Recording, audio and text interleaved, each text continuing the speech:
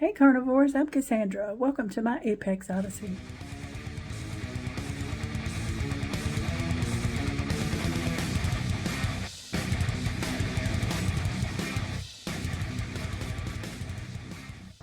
Hey everyone, we're going on our evening walk today, and I put shoes on in case she wants to go into some crazy places.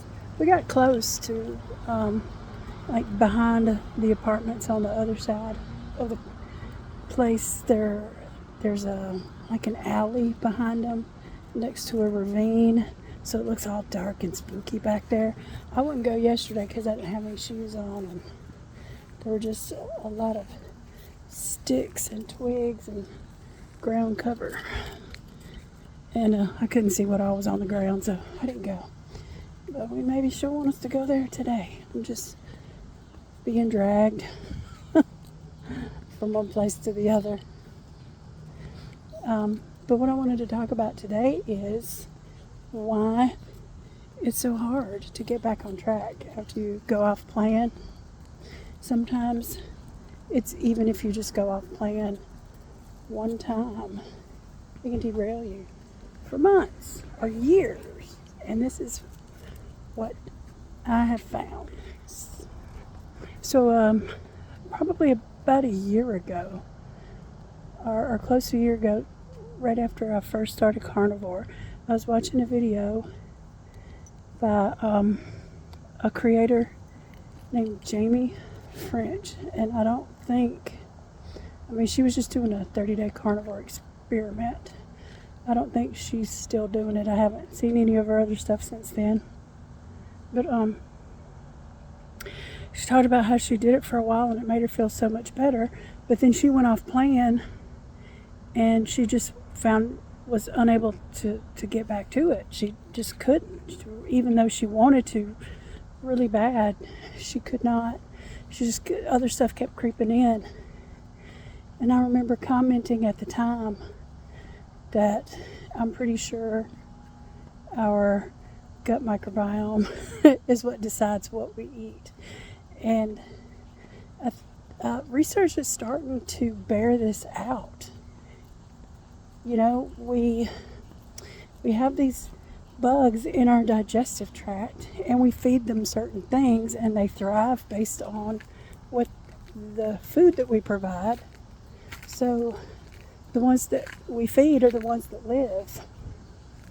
And I think when we go on some kind of elimination diet or any kind of diet plan that restricts certain foods, that some of those bugs die off. I mean, they don't have any food left.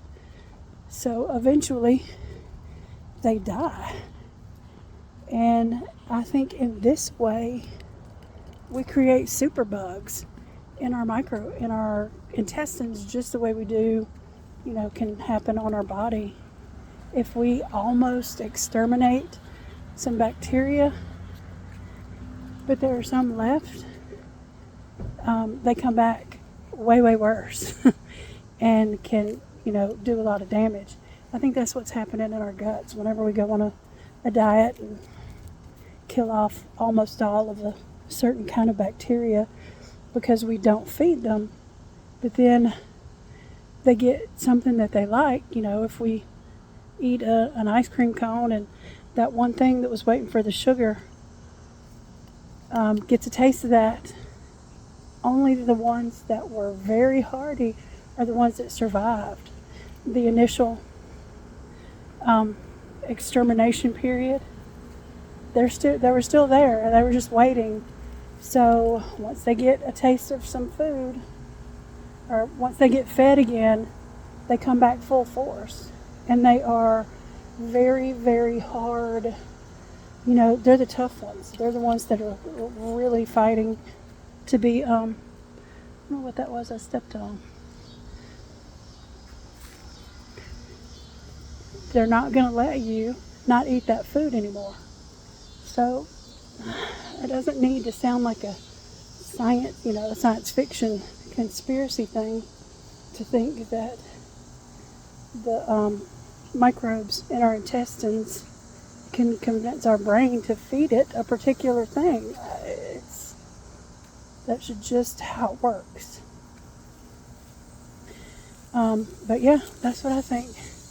We create a superbug, and that's why it is so important once you get all of those knocked down to a manageable level, that you don't don't get them riled up again, because they will come back, much, much worse. And I think that's why we can't get back on the wagon for a long time, because we have to wait many generations of those bugs until they kind of get, weak again. So it's not just the fiercest ones that are still there.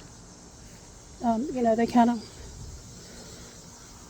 breed themselves to a weaker state that allows us to once again stop eating the foods that they like. And I really believe that's why, just whenever it's happened to me before, that I have been doing great, and you just have one slip up and it all goes to hell. And you can't. You try and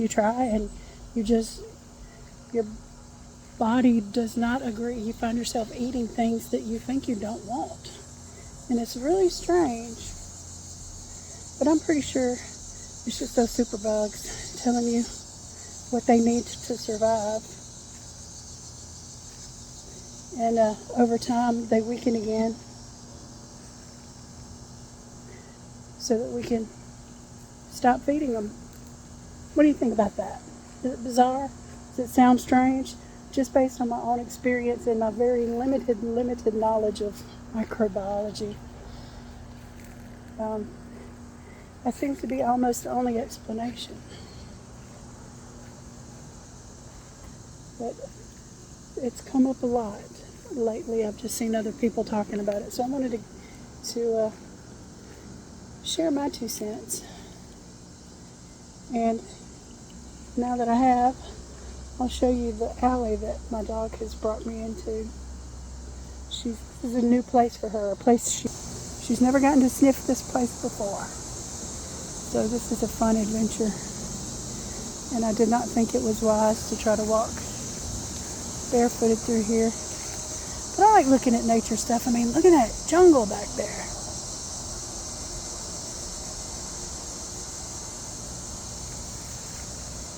Talk about getting back to nature. I think I found it.